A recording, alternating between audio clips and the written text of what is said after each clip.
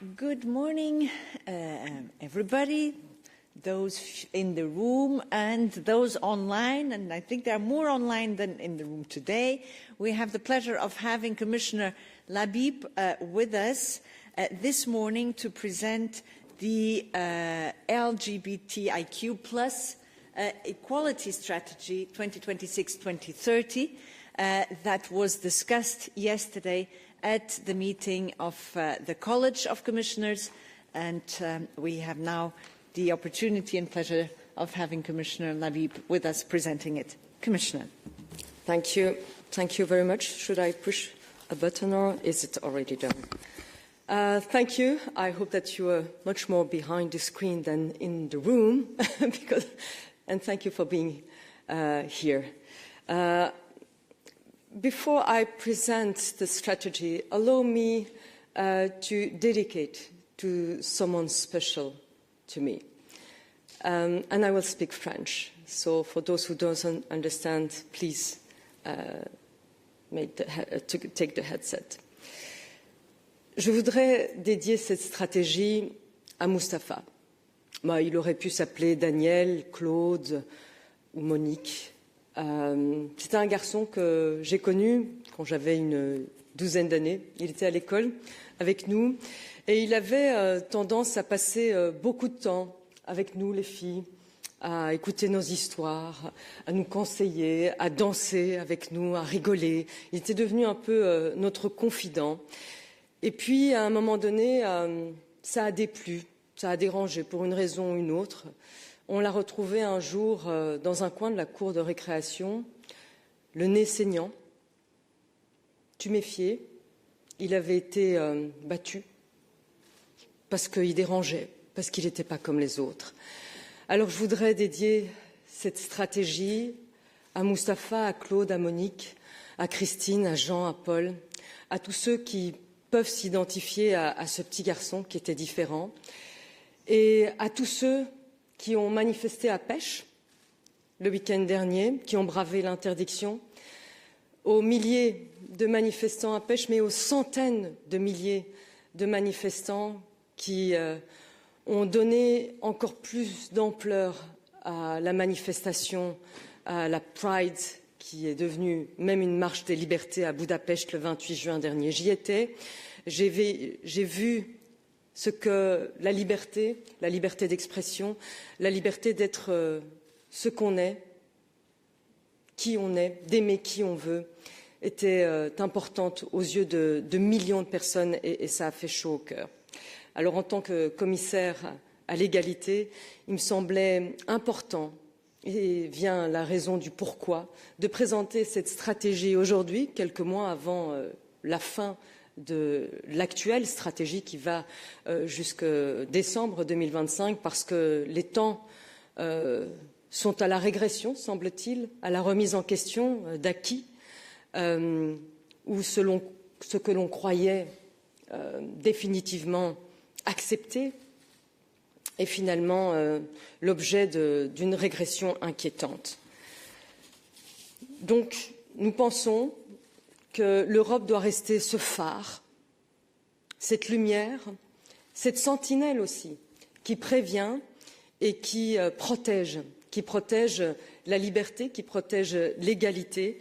Et donc, c'est le corps de cette stratégie, parce que nous pensons que l'Union a un devoir de protéger les gens comme Mustapha, comme Daniel, comme Monique et autres qui se sentent différents.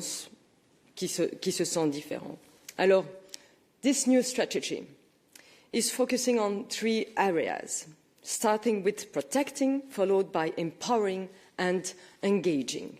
First, we must protect not only the love, but the LGBTIQ plus people from all violence. Conversion practices are not therapy. They do harm. They can cause serious physical and mental damage. And above all, they are an attack on a person's dignity. And the numbers are shocking. 1 in 4 LGBTIQ plus people and almost half of all trans men and women have experienced conversion practices. including physical and sexual violence, verbal abuse and humiliation. So this must stop. We have heard the strong voices from civil society and from citizens, including through the European Citizens' Initiative against conversion practices. And we will work with Member States in full respect of their competences to end these harmful practices. We must also do better at tackling hate, offline and online. Online is a poison that does not stay online. It fuels violence in the real world. And sadly, despite growing acceptance of LGBTIQ+ people, this is a result of the previous strategy, violence and hate crimes are still rising. And that's why we are working to strengthen EU law to better fight incitement to hatred and violence, especially online. And we will also set up a new knowledge hub on illegal hate crimes online.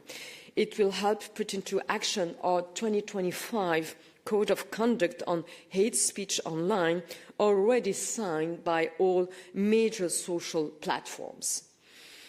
Second focus of this strategy is empowerment, making sure LGBTIQ+ people can live free and equal in all areas of life.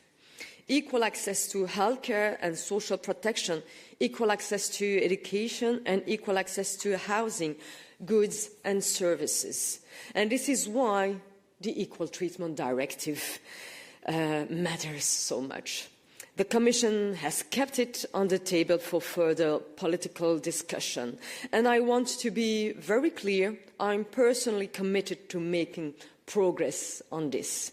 Diversity is not a burden. It's a great power, a fuel for innovation, creativity and Europe's competitiveness. When people can be themselves at work, they can give their best, their ideas, their talents, and that's good for business. We shouldn't forget that point. When people can be themselves, we are just fueling competitiveness as well. Fair hiring is also smart hiring.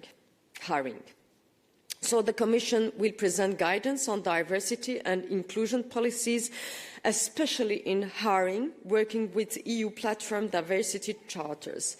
And finally, we will empower LGBTIQ+ people through stronger equality bodies. This is important because equality bodies are the bridge between the law and people's daily lives. When someone faces discrimination, this is where they turn for concrete support. The Commission has already adopted 2 landmark directives setting standards for these bodies, and next year we will go further with implementing acts that set clear indicators on their powers, resources, independence and effectiveness. And third focus of the strategy is engagement. Bringing the whole of society on board, together with the Member States. To back this up, the Commission has more than doubled funding for civil society organisations and stakeholders working on equality and fundamental rights to €3.6 billion. This is for citizens' equality, rights and values strand in the new Agora EU programme of the next EU budget. And we will also launch a new LGBTIQ+ policy forum, a space for open dialogue with civil society, social partners and academia. We need national action too. So far, 13 member states have adopted national LGBTIQ equality strategies, but it's not enough, of course. The rest must follow. The Commission calls on all member states to adopt national LGBTIQ+ equality strategies, and we are ready to support them. National action complements and reinforces EU action. We also need good and reliable data. It's the only way to design and monitor effective equality policies, especially when people face more than one form of discrimination. And that's why we will propose a recommendation to improve how equality data is collected, analysed and used. In recent years, we have fought hard for the freedom of LGBTIQ+ people. Now we are going further to build a union that is more just, more equal and free for all. LGBTIQ equality is not just the fight of one community, it is everyone's fight, because Europe without LGBTIQ+ people would not be Europe.